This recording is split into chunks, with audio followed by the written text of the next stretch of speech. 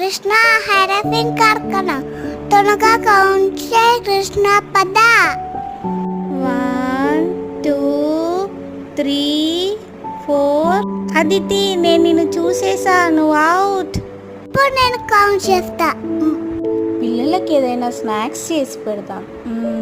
సమోసా చేద్దాంలే. పిల్లలు సమోసా తినడానికి రండి, డైనింగ్ టేబుల్ పై పెట్టేస్తున్నా. వావ్ యమ్మీ సమోసా. పద తిందాం. వావ్ యమ్మీ సమోసా. యా చాలా బాగున్నాయి. ఆ సమోసా నాకు కావాలి. నో నాకు కావాలి. నో నాకు కావాలి.